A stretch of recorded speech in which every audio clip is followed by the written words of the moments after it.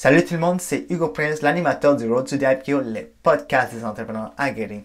Je suis tellement fier de vous annoncer que j'ai parti notre podcast avec Karim Bekimiz, animateur du Maroc, et moi, animateur au Canada. Ça s'appelle Smart Breed, en collaboration avec Corpodium Podcast et Road to the IPO. En fait, qu'est-ce qu'on fait, Karim et moi? On va entrevue des entrepreneurs et on leur demande qu'est-ce qu'ils font lors de leur fin de semaine. Tout le monde pense que les entrepreneurs travaillent 7 jours sur 7, mais en fait, ce n'est pas vrai. On a décidé vraiment de parler de ça. On demande aux entrepreneurs qu'est-ce qu'ils font leur fin de semaine. Est-ce qu'ils passent du temps en famille? Est-ce qu'ils font du sport? Est-ce qu'ils font d'autres activités que l'entrepreneuriat? C'est ça, le Smart Breed.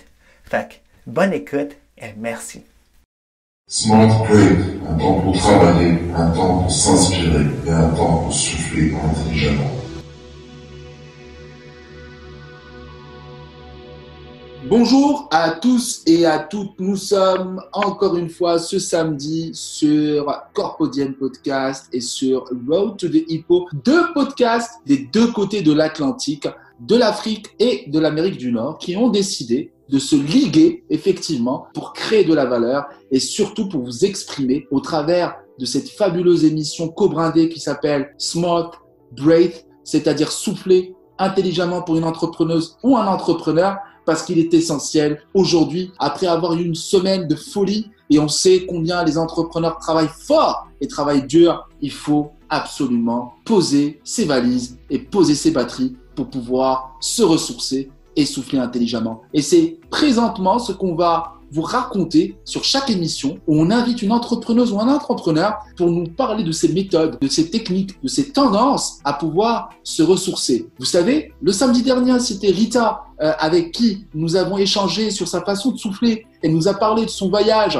de sa façon de prendre des vacances pour souffler en plein safari au niveau du Kenya. Et nous avons eu Valdi, aussi la franco-suisse, qui nous a parlé aussi comment elle se ressourçait en montagne grâce à la lecture et grâce notamment au ski de fond. Aujourd'hui, je suis très heureux d'avoir avec moi mon co-animateur, mon co-host qui est Hugo Prince. Bonjour Hugo! Bonjour Karim, comment ça va? Je te dirai toujours la même question. Quel temps fait-il à Montréal? Oh, là, il commence à faire plus chaud, hein?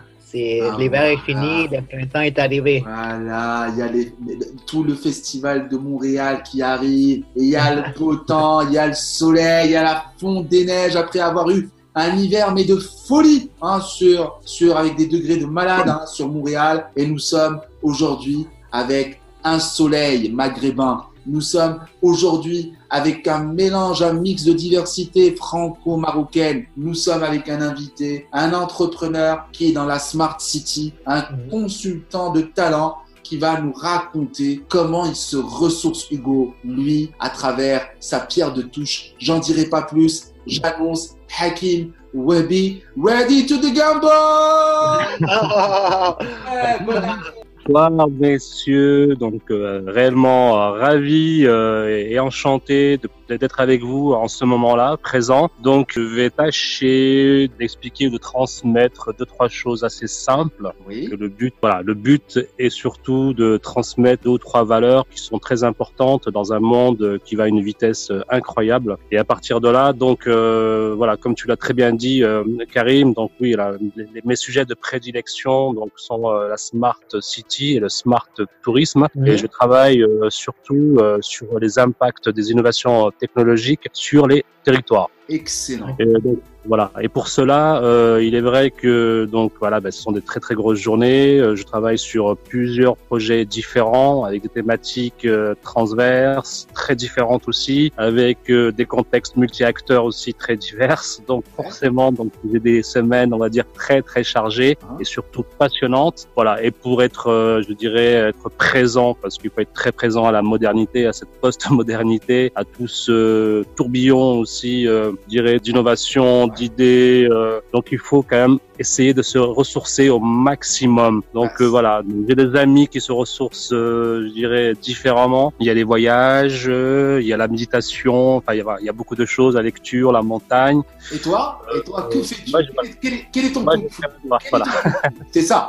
Et Hugo, Karim, moi j'ai fait un choix assez simple en fait, c'est que donc dans ma réalité professionnelle, donc je suis toujours en phase avec ce monde. Je travaille aussi sur une valeur qui est la mobilité, donc voilà, je travaille sur ces sujets. Donc à un moment donné, de manière paradoxale, j'ai besoin de revenir à des choses, à un socle. Tu l'as très bien dit tout à l'heure, un socle. Et le socle que j'ai trouvé depuis quelques années, c'est celui de ma famille en fait. Voilà. Donc le week-end avec mon épouse et ma fille en bas âge, j'ai le privilège de pouvoir en fait vivre l'instant présent. L'idée aussi, c'est assez simple, c'est de se dire voilà, on a très peu de temps et ce temps est très très précieux. Et voilà, et je le vis vraiment à chaque seconde et à travers le regard de ma fille. Voilà, c'est juste magnifique parce que nous sommes dans un environnement où il faut sans cesse se remettre en question, sans cesse être aussi un apporteur aussi en parenthèse avec humilité de solutions. Et le fait d'avoir finalement ce regard d'un enfant, enfin pour le coup c'est ma fille, d'avoir ce regard, cette présence fait que ça me permet finalement d'être toujours en apprentissage. Voilà, je ne dirai jamais aussi fort et vraiment je le répéterai 1000 fois s'il faut pour les parents que nous sommes ou pour les adultes. Il faut vraiment prendre le temps, vraiment ce temps en fait d'être en présence et d'être en regard avec l'enfant parce qu'il nous apprend énormément de choses. Il faut simplement observer. Lorsqu'on observe un enfant, on voit qu'il est en apprentissage. Pour les métiers que l'on fait aujourd'hui, en fait, nous sommes aussi dans l'apprentissage aussi. OK. Absolument. Voilà. La thématique d'aujourd'hui, c'est comment un entrepreneur franco-marocain spécialisé en Smart City fait en sorte de se ressourcer les week-ends au travers de sa famille. Comment la famille devient un smart moteur de sérénité. Voilà ce qu'en dit Hakim Ouabi. Fait que moi, j'entends que tu es passionné de ta famille, mais aussi que tu es passionné de ton travail. Comment tu fais pour mélanger les deux? Alors, en fait, voilà, l'idée, c'est intéressant la question que tu poses. En fait, j'ai vraiment pas l'impression de mélanger. En fait, il y a une bascule qui se fait naturellement, en fait, au fond de moi. C'est comme s'il y avait une sorte d'interrupteur ou une sorte de veille qui se met, voilà, j'arrive en fin de semaine. Je sais que naturellement, tac, voilà, il va se passer un truc, dans mon cerveau qui fait que je vais ralentir, en fait, certaines choses parce que je sais que je vais gagner autre chose, dans les heures qui vont arriver avec ma famille. Okay. Ne serait-ce que, par exemple, le matin, le week-end, le matin, on a des petites habitudes avec ma fille. J'ai la chance de vivre près de la mer, par exemple. Donc, elle adore la plage, elle adore la mer. Donc, on fait des activités, on va sur la plage, donc on passe une matinée ensemble, par exemple. Donc, je l'écoute, je lui pose des questions. Au fur et à mesure, en fait, de ces samedis matins, en fait, je me suis aperçu, en fait, que j'apprenais énormément. Et en fait, ça me donne une force incroyable. C'est en fait, en l'écoutant, en voyant aussi sa gestuelle, sa façon d'être dans le présent, en fait, ça me donne, en fait, quelque part, c'est comme si je prenais un shoot de spontanéité. Bien dit, j'aime bien. Voilà. Et ce shoot de spontanéité, finalement, et de présence aussi aux choses, me permet aussi, quelque part, d'avoir un sentiment, d'avoir mes neurones aussi, qui, quelque part, aussi se rafraîchissent naturellement aussi. OK. Et finalement, j'ai un système, je fonctionne par arborescence au niveau de ma façon de penser, de réfléchir. Et parfois, donc, les choses sont parfois complexes. Et finalement, ces moments vont m'aider finalement à mettre les choses naturellement, hop. Et parfois, il m'arrive le dimanche soir, parfois, d'avoir la réponse à un problème, par exemple. Voilà. Et donc, je me dis finalement, ce travail de repos, parce que c'est un travail aussi, le repos, quelque part. Quand je parle de travail, c'est aussi une disposition, c'est une posture, c'est une envie, c'est une volonté, c'est aussi le fait de décider à un moment donné, de dire voilà, je décroche à ce moment-là et je reprends après. Et finalement, pendant ce laps de temps, c'est comme lorsque vous dormez ou lorsque vous faites des rêves en sommeil profond. C'est vrai. Et en fait, c'est là où finalement, vous reprenez énormément finalement d'énergie, où les choses se mettent naturellement en place. Et le problème, souvent, de ce que j'ai pu observer de la part des amis autour de moi, des entrepreneurs, c'est qu'ils ont tellement la tête dans le guidon, en fait, que les choses au bout d'un moment viennent se superposer. Ce qui fait qu'ils ressentent un sentiment, à un moment donné, ils n'arrivent plus à trouver les choses, trouver les solutions. Ils ont un sentiment de page blanche, par exemple. Voilà. C'est vrai, ça. Fait que toi, tu dis tu décroches, en fait. La semaine, tu es dans ton travail, ta passion, puis la fin de semaine, tu es avec ta fille, tu décroches complètement. C'est ça, tout à fait. Voilà. Mais vraiment, quand je dis complètement, c'est vraiment du vrai décrochage. En fait, quand je parle de décrochage, je vais sur la lune, en fait, avec mon enfant. Tu sais, Hakim, là, c'est ce qui me permet en complémentarité à la question d'Hugo, qui est très pertinente. Déjà, vu la réponse que tu donnes, donc c'est une question extrêmement riche. Tu dis sur la lune. Sur la lune est un disque de soprano. Et d'ailleurs, il faut l'écouter. Vraiment, là, je retrouve beaucoup de choses. Je me retrouve dans ce que tu dis. Tout à l'heure, tu parlais de tourbillon. Tu parlais du tourbillon de la semaine. Et tantôt, tu as parlé d'un shoot de spontanéité à travers la gestuelle et vraiment le regard de ta fille quand tu es au bord de plage. Tu sais, quand tu parles de tourbillon, donc la semaine de travail et d'un shoot de spontanéité à travers un enfant qui est le tien, que Dieu te la garde, c'est que moi, au-delà du shoot de spontanéité, je dirais un shoot d'authenticité. C'est-à-dire que, voilà, comme on fait un bilan de compétences avec toi, on a envie de faire un bilan du week-end à travers un bilan d'authenticité. C'est-à-dire, quand tu rentres dans ton week-end avec ta fille et ton épouse, tu vas faire le plein d'énergie, tu vas faire le plein d'authenticité parce que les enfants sont très authentiques, sont très spontanés et qu'à la fin du week-end, tu vas nous dire quelles sont les résultantes d'authenticité par lesquelles, en fait, ils sont sortis, qui sont en fait comme des compétences et comment tu vas les utiliser pour redémarrer vraiment à fond ta semaine. Donc, on va aller sur comment commence le week-end de Hakim Wabi. Alors, en fait, je vais t'aider par rapport à ça, si je peux me permettre, je vais rebondir sur ce que tu as dit. En fait, il y a un très grand philosophe que j'ai eu la chance de lire, en fait, qui a théorisé, en fait, la notion de joie passive et joie active, c'est Spinoza. Donc, ce qui m'intéresse, les années passant, avec l'expérience que j'ai pu acquérir, en fait, donc je suis passé finalement de ces joies, en parenthèse, passives à ces joies actives. Finalement, c'est vrai que cette relation, cette idée d'être dans l'essentiel, en fait, me permet d'activer finalement cette joie qui est quelque part durable, en fait. Et elle est liée au fait de faire les choses vraiment en conscience. Mais pour être en conscience, il faut aussi lâcher, savoir accepter aussi ce qui nous arrive. Donc, il m'arrive parfois comme toi, comme Hugo, parfois on a des semaines qui sont relativement difficiles. Le fait d'avoir quelque part, je dirais, cette joie intérieure, je dirais, qui est réelle. Quand je dis active, elle est réelle, en fait. Parce que quelque part, c'est une chose que j'ai enrichie, que j'ai cultivée. De l'endorphine qui se développe. Qui est familiale, fait que finalement, dans mes relations aussi humaines, aussi dans mon travail aussi, elles sont stables, elles sont, je dirais, elles sont évolutives au sens positif du terme. On va toujours trouver des solutions ensemble, quoi qu'il arrive. Ça, c'est intéressant. Voilà.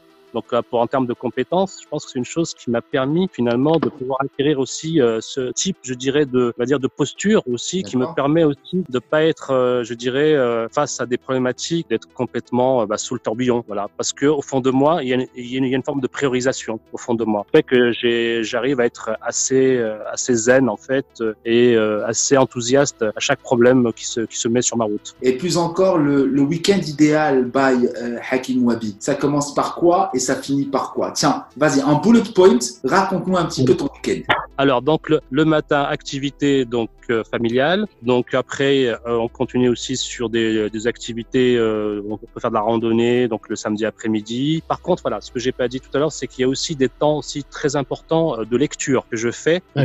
Voilà, ça, c'est super important parce que, alors, là aussi, je fais une différence. La semaine, j'ai des lectures professionnelles et par contre, le week-end, j'essaie d'avoir vraiment des lectures personnelles. Tu es sur quel livre actuellement? Alors là, je suis sur un bouquin qui s'appelle Homo Deus de Harari. Donc, c'est très passionnant. Donc, je conseille. C'est lourd comme lecture. C'est lourd comme lecture parce que là, tu vas 50 ans après. Hein. Tu es en 2070 là. Ouais, voilà, c'est ça. Ça fait partie de mon travail aussi. C'est quoi? C'est l'homme qui se prend pour Dieu, c'est ça? Oui, c'est ça.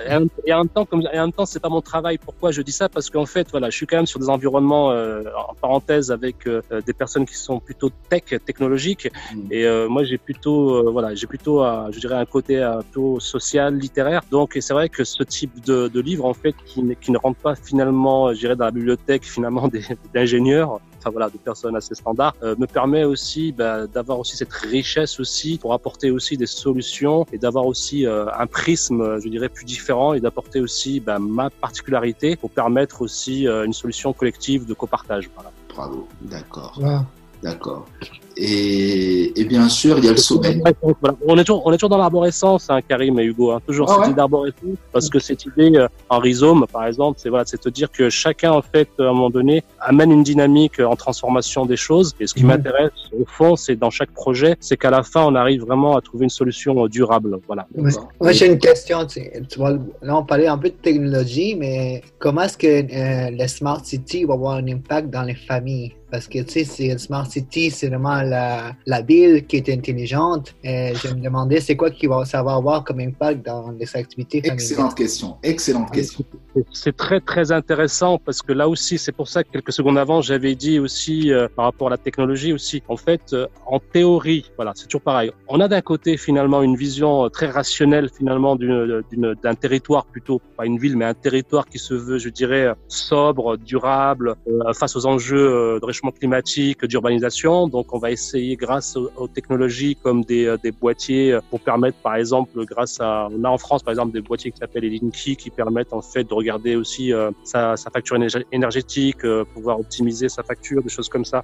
Okay. Et globalement, en fait, on a aujourd'hui des choses qui vont permettre de faciliter, je dis toujours en théorie, parce que la réalité est encore autre chose, qui va faciliter finalement, je dirais, l'expérience finalement utilisateur de l'habitant ou du citoyen, mais on est encore aujourd'hui dans une vision aujourd'hui quand même techno-capitaliste, si je peux me permettre, par rapport à la ville intelligente. Et moi, j'attends de voir aujourd'hui dans le futur si vraiment les solutions vont évoluer, parce que ce qui m'intéresse aussi là-dedans, il y a deux concepts, il y a celui du durable et celui de la durabilité. Donc si ça vous intéresse, en fait, c'est que là aujourd'hui, on est plus sur des processus de durabilité, en fait, de gestion pour optimiser. Mais je sais pas si vraiment aujourd'hui les professionnels prennent en compte cette notion vraiment éthique du mot durable, en fait. Voilà. Donc, si ça peut répondre à ta question, je sais pas, parce qu'aujourd'hui, imaginez une ville du futur hyper moderne, mais je pense qu'il faut que ça soit une ville, il faut qu'elle soit, je dirais, vivante. Voilà, oui, c'est ça. Alors, et on est dans ce problème-là aujourd'hui. Alors déjà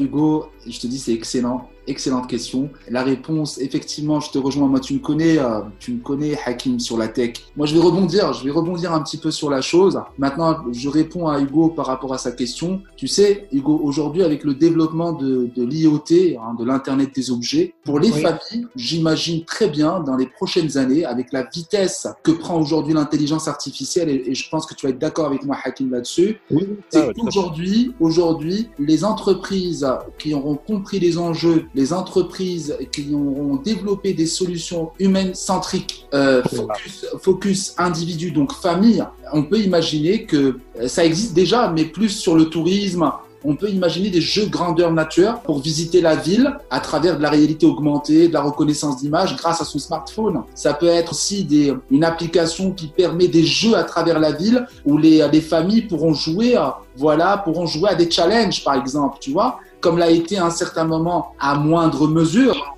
le Pokémon Go. On peut imaginer des jeux grandeur nature, mais moins hard, qui vont permettre de faire participer les familles à des jeux sur la ville, par exemple. Mais moi, en fait, j'avais lu un article avec Walt Disney. Oui.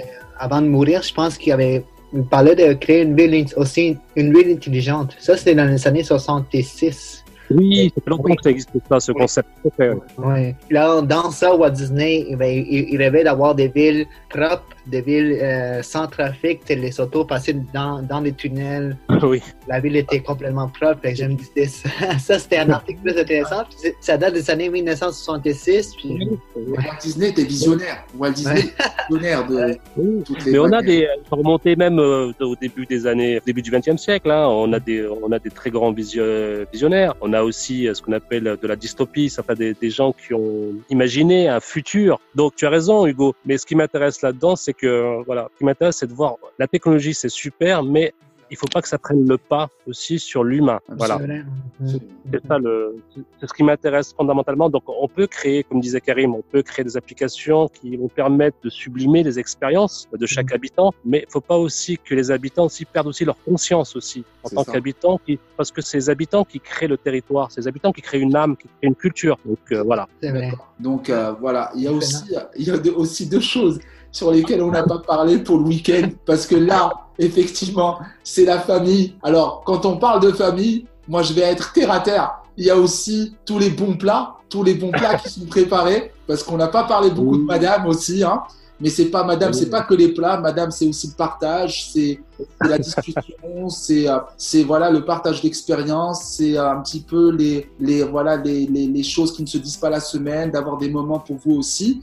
Mais effectivement, comme on dit nous en arabe, tu as shewet, ça veut dire les belles recettes, les bonnes recettes, où tu en profites, on prend le temps vraiment d'être en famille, sachant que pour les communautés, on va parler pas plus des franco-marocains, mais on va pas plus parler de la culture marocaine parce que ton épouse est marocaine aussi. Donc, la mesa, comme disent les Espagnols, la table, donc c'est quelque chose de très important. Donc, tu te retrouves le week-end avec ta fille. Alors, comment ça se passe? Tiens, par exemple, qu'est-ce que tu manges ce week-end? Tiens, vas-y.